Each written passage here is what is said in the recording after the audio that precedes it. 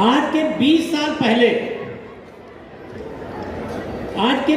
पहले मैं हिंदू था और बाबा साहब के जो गुरु भाई थे पेरियार मलई सिंह यादव, उनकी एक पुस्तक मुझे पढ़ने को दिया जो अनुसूचित वर्ग के एक IAS अधिकारी थे। पता नहीं क्या सोचा, उन्होंने 5 पुस्तकें हमको पढ़ने की दी पेरियार मलई सिंह यादव की। उसमें मैंने जो पढ़ा उसमें उन्होंने लिखा था सोचतों पर धार्मिक डकैती। उसमें उन्होंने लिखा था हिंदू होने के लिए मूर्ख होना जरूरी है।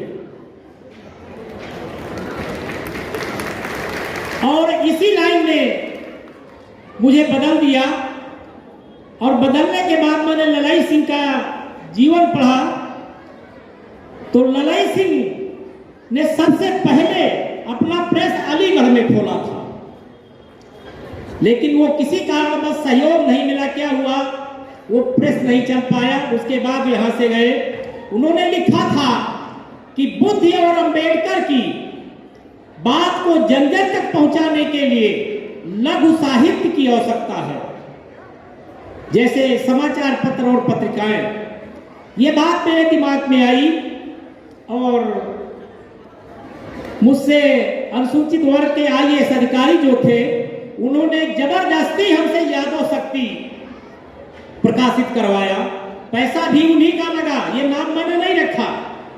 कुछ लोग सोच रहे होंगे मैं यादव बिरादरी में पैदा हुआ था। मैं पैदा तो हुआ था लेकिन आज यादव नहीं हूं।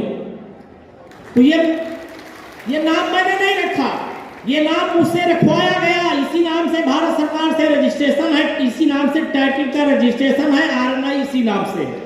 क्योंकि पत्र पत्रिका अपने मन से नाम रख के नहीं निकाल सकते हैं, तो ये हमसे जबरदस्ती निकलवाई गई। पैसा भी उन्हीं अधिकारी महोदय ने लगाया और आज स्थिति ये है 17 साल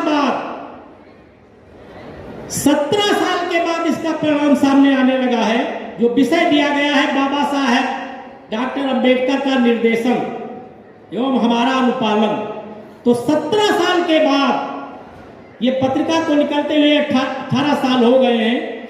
और 18 साल के बाद जो मुहिम मुझसे उन अधिकारी की IAS साहब ने शुरू कराई थी, वो मुहिम 2023 में रंग ला रही है। रंग क्या ला रही है? अभी तक हम बुद्धिज्म को मतलब हिंदुत्ववाद को समाप्त करने के लिए सामाजिक तौर पर काम करते थे। हमारे तमाम बड़े बड़े महायोद्धा लगे हुए हैं इसको समाप्त करने के लिए, लेकिन कुछ नहीं हो पाया। क्योंकि बाबा साहब ने एक बात और कही थी कि राजनीतिक सत्ता जो है वो सारे तालों की चाबी भी है। तो जब तक हमारी इस मुहिम को अंबेडकरवाद की मुहिम को, बुद्धिज्म की मुहिम को राजनीतिक लोग नहीं चलाएंगे, तब तक सफलता कैसे मिलेगी? और इसमें जो परिश्रम किया, हमारे साथियों ने परिश्रम किया, उसके एवज में बिहार के शिक्षा मंत्री माननीय प्रोफेसर चंद्रशेखर यादव ने शुरुआत कर दी और उसके बाद उत्तर प्रदेश में माननीय स्वामी प्रसाद मौर्य जी ने शुरुआत कर दी।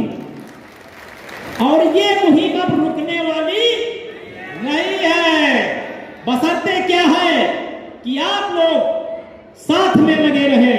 जैसे कि देखिए मार्केट में आपने अंगूर बिकते हुए देखा होगा। अंगूर की कीमत 100 रुपए 150 रुपए किलो बिक रहा है, लेकिन जो अंगूर उस गुच्छे से टूट जाता है, अलग हो जाता है, अंगूर बढ़िया है, फर्स्ट क्लास, कोई खराबी नहीं है, उसकी कीमत क्या है? वो आपको 20 रुपए 25 रुपए किलो ठीक मिल जाएगा। लेकिन जो गुच्छे में अंगूर लगा हुआ है वो 100 से नीचे नहीं मिलेगा। ये संगठन का महत्व होता है। ये पेरियार मलई सिंह जी ने कहा था, जो बाबा साहब के गुरु भाई थे।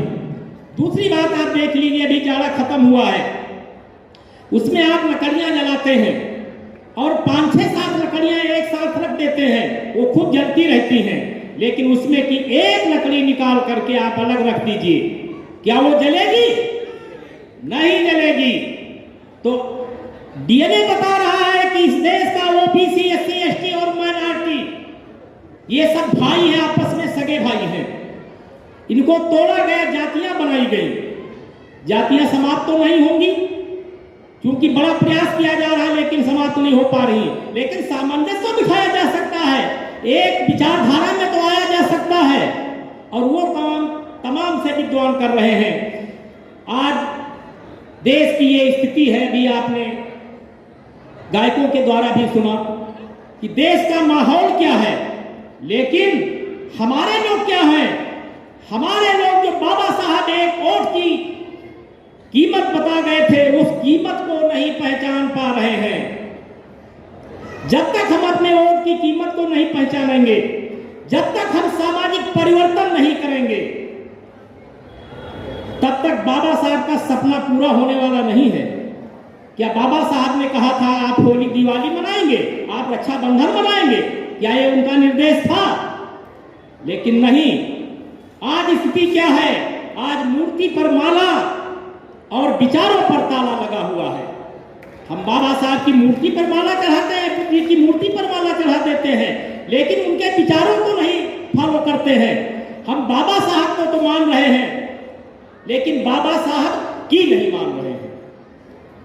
हम गौतम बुद्ध को तो मान रहे हैं, लेकिन बुद्ध की नहीं मान रहे हैं। देखिए, समाज ऐसे नहीं चलता है।